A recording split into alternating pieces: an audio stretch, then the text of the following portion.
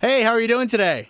Yeah, good. How you doing? All right. I'm doing pretty good. Where are you at right now, might I ask? I'm in Los Angeles right now. Oh, fantastic. Are you working on a new project or? Yeah. I'm gearing up for a couple of things that are happening in a few months from now. But right at the moment, I'm just hanging out, talking to you. That's fantastic. I guess first of all, we'll talk about Drive Angry 3D. Sure. Um, Now, how did you feel about the fact that you were going to be in a movie that was all about? I mean, 3D's in the title. I mean, first of all, were you thinking about how's my arm going to look? How's this going to look in 3D? People are going to be. It's going to be right there for people. No, you know what? Never crossed my mind. Um, uh, you know, First of all, Patrick Lussier, who co-wrote and directed the film, is he's worked in with 3D before. He has an amazing crew, and he was telling me this before we started shooting. Guys that he'd worked with before, they were really together, and Patrick knows it. So, I have to tell you, the 3D aspect was not really part of my thinking of what it was going to be like to work on it, and in actual fact, when we shot the film, it was pretty seamless. I never thought about it. I mean, maybe there'd be a couple of moments where Patrick would say, it's a very interesting thing the way, where we are in this scene, and there's some elements to the physical movement that are really enhanced by the 3D. And oh, yeah, I understood what that meant. But the rest of it, no, I never really paid attention to it. Just, had fun, played the part. And the part itself, the accountant. When you first read this, did it just seem fun? I guess is the question because it looks fun when you do it. 100%.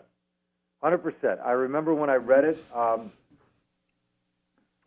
I don't remember exactly. It might have been the cover letter that came with the script. It said, "Look at two roles. Look at Jonah King, the role that Billy Burke played.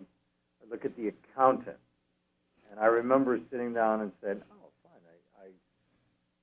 I read the script and I called my agent back and I said, "Hey, listen. You know that script you sent me with the two roles? Listen, it's all about the accountant for me." It was pretty clear that that was the sort of rhythm that I really wanted to play with. So I saw it that way from the beginning. That it was just a very interesting. He had just odd rhythms, and let's face it. What kind of reference point do most people have for somebody who works in hell? There's probably a lot of people that would tell you they have a reference point for that, but as far as playing a character, I thought it was really interesting.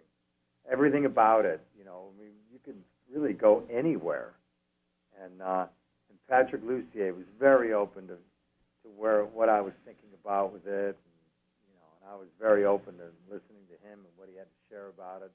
Patrick and Todd Farmer, and um, when it was all said and done, and we got to Shreveport, a little over a year ago, and worked on it. Got to tell you, it was a real highlight for me. Real highlight, right up there at the top. I have to say, watching the character, it's just I was wondering, like, did you try to push the absurdity of the fact that Nicolas Cage or someone else is trying to hurt him or kill him, and he just thinks that's cute, that's funny, and bye bye. I don't know. I just enjoyed that character as a whole. If truth be told, I thought you were the best character in the movie. I loved every second of the fact that he could make his own reality in a sense. Yes, well, without getting into too much detail, and um, I had always believed that the accountant had a great job, wherever that is. And before he had that job, he's in a human form. I kind of figured that he probably had been back on Earth at some point. And I do think every once in a while he gets to go back. It's very rare that somebody gets out of hell, like Nicolas Cage's character, the character of Milton, does. But it happens once in a while.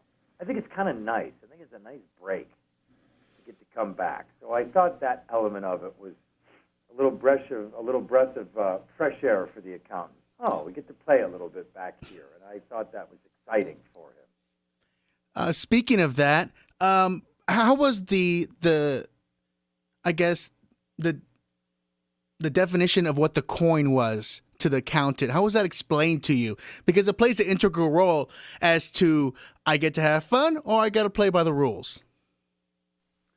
Well, the coin is something that is something that is sometimes needed.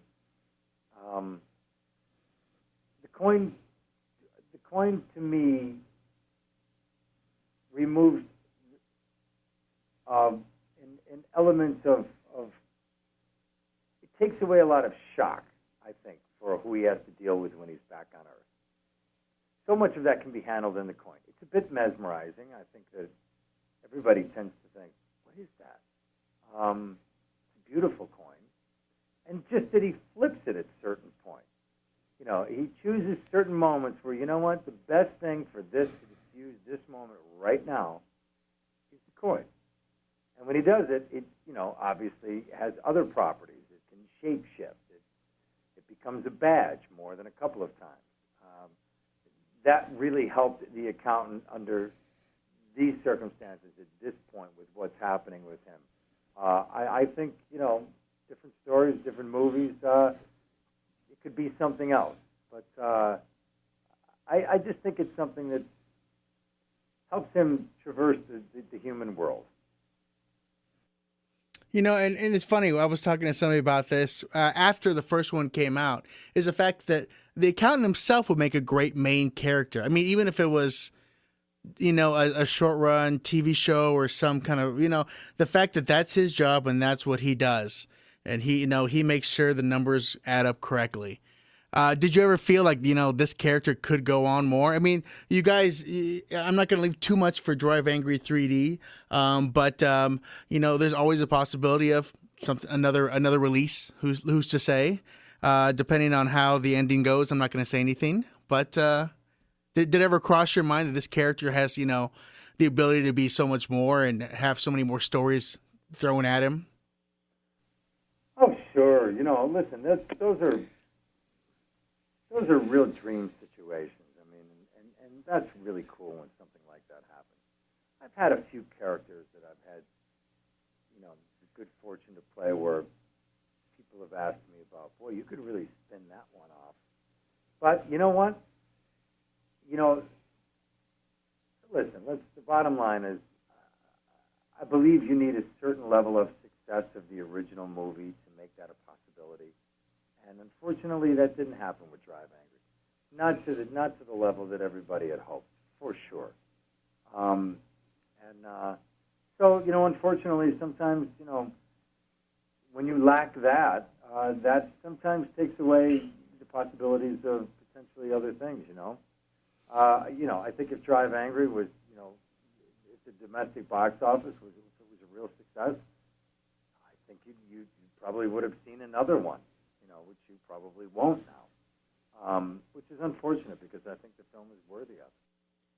So let's talk about the 3D aspect of it. Do you have, I guess, a 3D TV at home? Is that something that you've purchased? I mean, do you have the time for something like that? No, I do not have a 3D television. Is that something you may want to purchase in the future? Because the fact is, I know critics and other people have asked who actually still like 720 more than 1080 because it's almost takes you out of the movie. So I guess the question is, do you want to, I don't know, bring that into your home, that 3D aspect, or is that something best left for the imagination of a theater? Well, for me personally, I like to experience that sort of world on a big screen. Who knows? Listen, I'm not one of these. I'm also not one of these folks that's like, boo on 3D. Which there seems to be a bit of that in the air in the last year of people just, thinking 3D is just a fad, go away. 3D is not what it was when I was a kid. It's not all red and green and cheap little paper glasses. 3D is pretty mind-blowing. In the last, 2 years, I've seen 3 or 4 3D films that I just think have been an exploration into a world that you wouldn't have had without 3D, not like you did. I love it. Will it end up being something in my home? I'm not much of a television watcher at home, so I don't know. Maybe someday. I have 2 sons. They might say, "Hey, it's time," and then it'll be time. Well, we have we have the release coming out. Of course, it's going to be in 3D and Blu-ray, and we want everyone to pick up every copy, every kind of version there is. But moving to a different angle, it's something that's happening right now, and that's the E3 video game. Is there any video game voice work that you're seeing in the future? I know you did some stuff before, and video games make as much money, if not more, sometimes in movies, it seems like. So is that something you'd look forward to in the future? I love that stuff when it comes my way, but I don't really pursue it. And though I have had the good fortune of working in some video games, and so I'm completely open to it. I just never know when somebody's going to call and ask about something like that.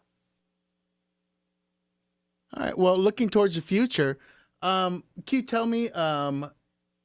Have you got a chance to really? I know it's in pre-production, but have you got a chance to look at anything for Elysium yet?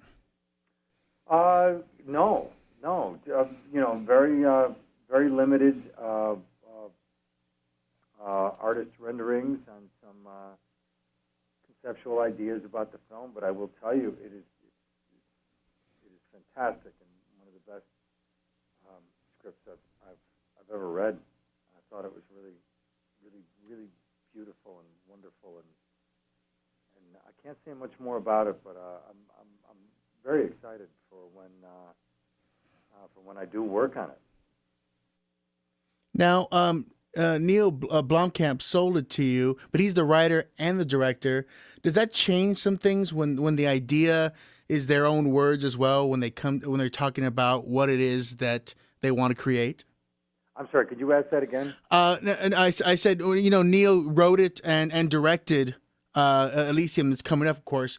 But, have you got a chance to talk to him? I mean, I don't know if there's a difference in when someone is a writer and director when they sell the idea or they're talking about it. Is there a different kind of excitement because they wrote the words that they're going to make real? I did have a chance to speak to Neil about it, and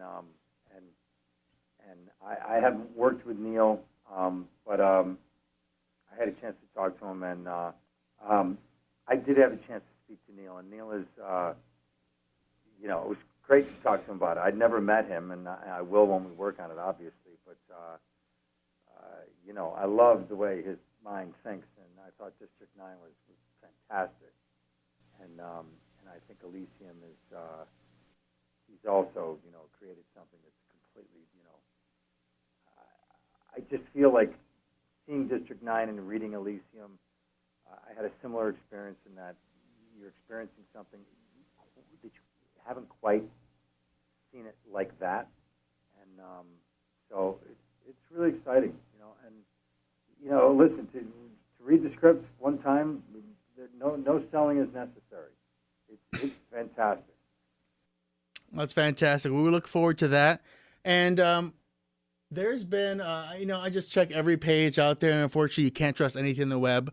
But I saw one that was talking about a possible Deadliest Catch biopic. Is that correct or not correct? Or I never heard that. Wow, that's fantastic. Yeah. Deadliest Catch biopic? I guess so. Of the captain, Sig Hansen. Someone is saying that you are rumored to play him in the movie. Rumor away. I think that's a cool idea.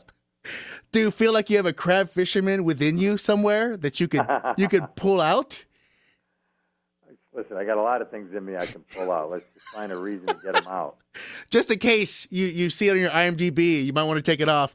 And The Deadliest Catch: The Search for Poseidon's Gold, which just sounds laughable already, I guess, in that sense. But maybe it's just something that they have to, maybe have to come to you first. Maybe it's someone out there who wants you for the story they've written. Well, if they do, then come on, bring it my way. That's all I can say. Well, hopefully you don't get seasick. Well, thank you very much, sir. We look forward to anything else you do. Elysium, Phantoms.